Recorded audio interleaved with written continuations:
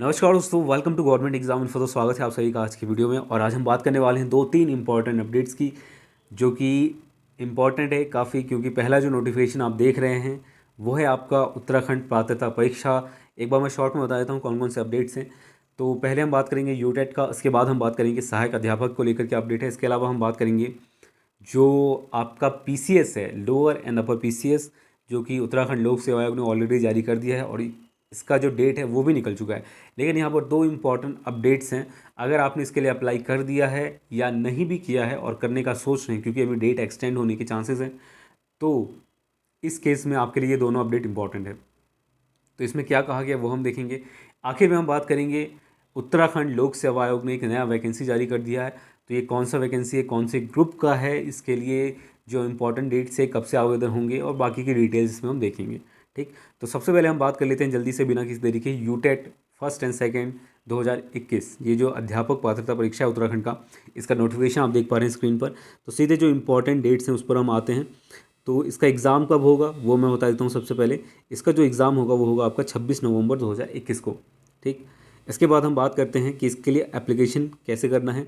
तो वेबसाइट दिया गया है UKUTET.com। एक बार बता देता हूँ, उत्तराखंड UTET.com ये दिया गया है, UKUTET.com।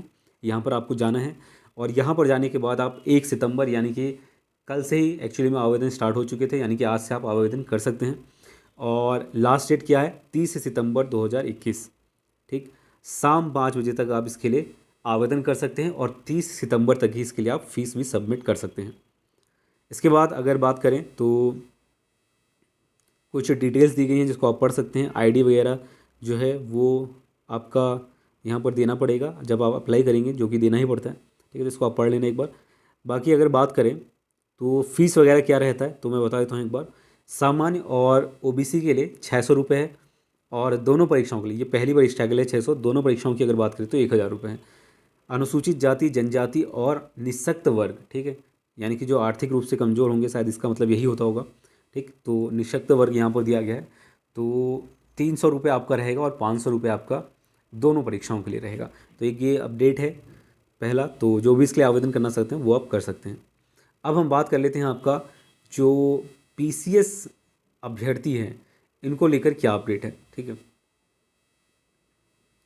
देखिए क्या है कि एज क्राइटेरिया में छूट को लेकर पहले ही बात की जा चुकी है, लेकिन अभी तक जैसा कि मैंने बताया था, लगभग 30 या 31 अगस्त के आसपास एक अपडेट आया था जिसमें ये जानकारी दी गई थी कि कुछ पोस्टें हैं जिसको लेकर जो रिक्वेजिशन से अध्याचन है उसमें नया अध्याचन आया है, उसमें कुछ फेरबदल करना है, बदलाव करने हैं, और साथ ही साथ एज में जो है वो भी बदलाव करने हैं।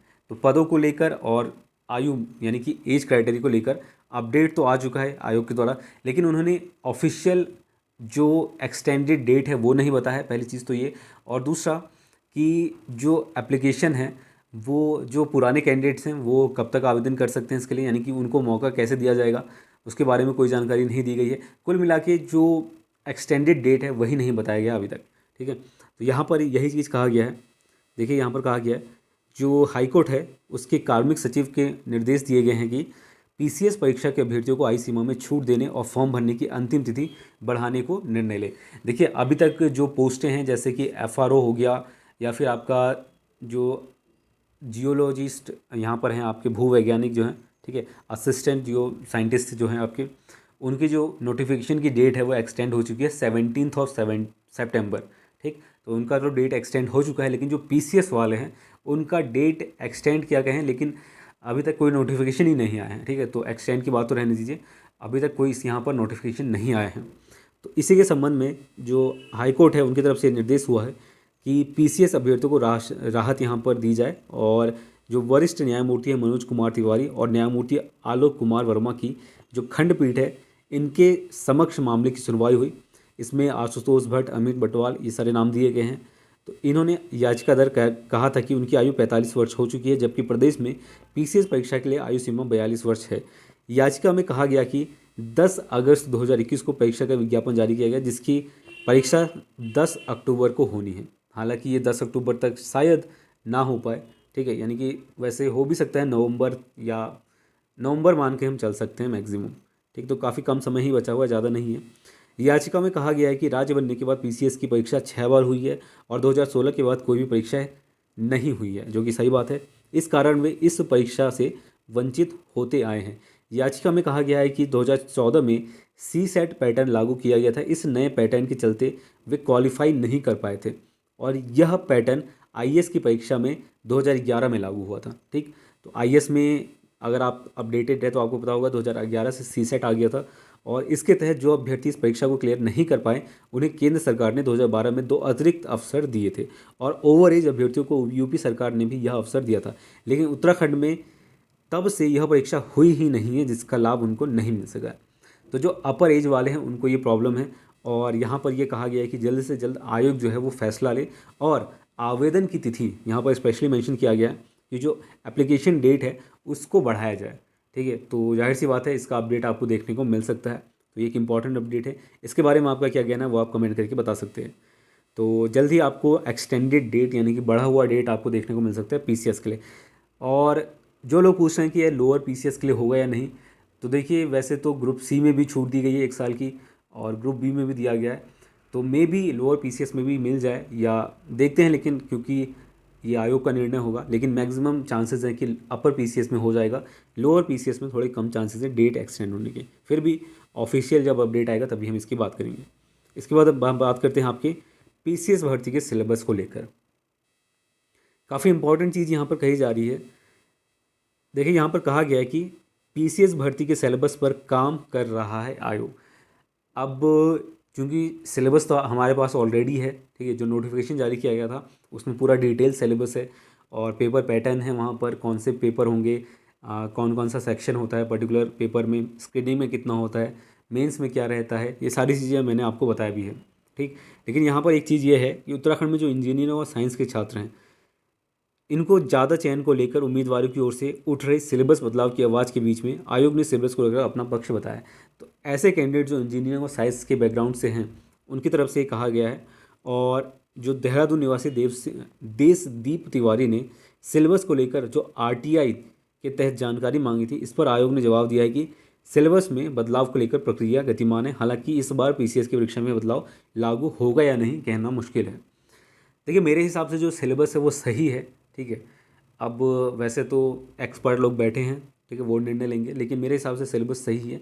अब आखिरी समय में इस बार के लिए अगर सिलेबस को चेंज किया जाता है और अगर कुछ बड़ा बदलाव किया जाता है सिलेबस में, तो जो कैंडिडेट्स काफ़ी समय से प्रिपेयर कर रहे हैं उनको शिफ्ट करना पड़ेगा अपने प्रिपरेशन है उससे थोड़ा बहुत चेंज करना पड़ेगा अपने प्रिपरेशन को, क्योंकि काफ़ी कम टाइम बचा हुआ है स्क्रीनिंग को लेकर। तो ऐसा कुछ अगर चेंज होता है स्क्रीनिंग या मेंस में तो थोड़ी बहुत दिक्कत वाली बात आ सकती है। हालांकि ये सभी के लिए होगा, जाहिर सी बात है, किसी एक के लिए नहीं होगा, लेकिन फिर भी इस आखिरी समय में सिलेबस चेंज करना सही नहीं रहेगा मेरे हिसाब से। आपका क्या कहना है, आप ओपिनियन अपना बता सकते हैं कमेंट के माध्यम से।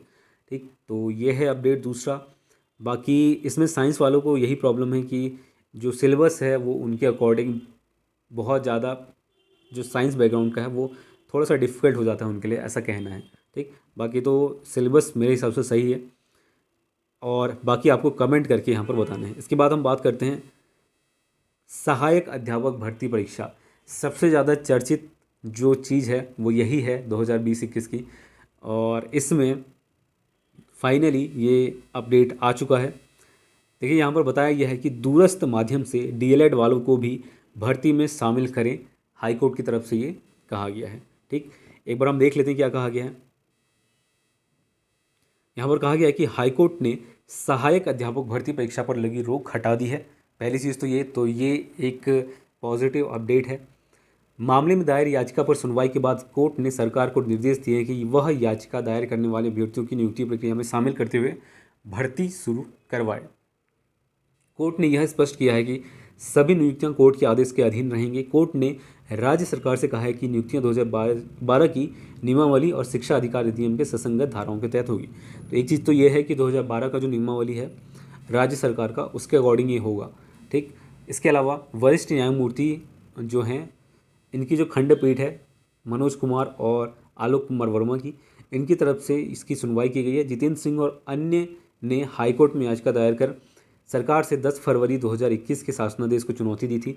याचिकाकर्ताओं का कहना था कि वे 2019 में NIOS नायोस के दूरस्थ शिक्षा माध्यम से डीएल प्रशिक्षण प्राप्त हैं। राज्य सरकार ने इस माध्यम से प्रशिक्षकों को सहायक अध्यापक जो प्राथमिक आपका है इसकी नियुक्ति प्रक्रिया से बाहर कर दिया।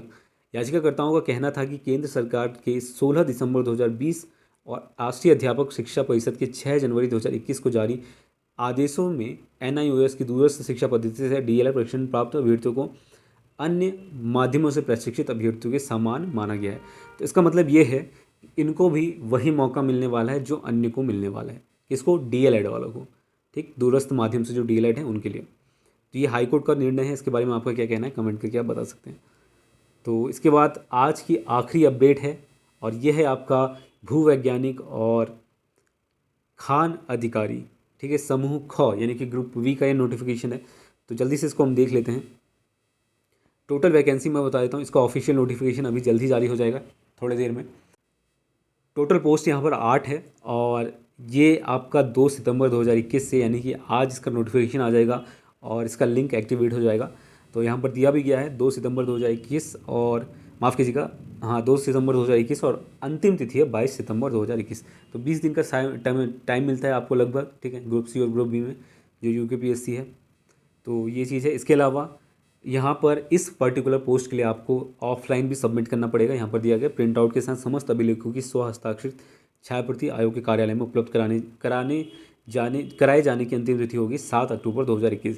बाकी जो डिटेल नोटिफिकेशन है, क्वालिफिकेशन और अदर डिटेल्स, वो मैं डिटेल नोटिफिकेशन जब आएगा तब भी हम बात करेंगे उसकी। ठीक, तो ये है कुछ इंपॉर्टेंट अपडेट्स। इसके बारे में जो भी आपसे ओपिनियन मांगेंगे कमेंट करके आप बता सकते हैं और कोई डाउट है तो नीचे कमेंट करके पूछ सकते हैं। तो बस आज के लिए इतना ही, तब तक के लिए धन्यवाद। Stay home, stay safe.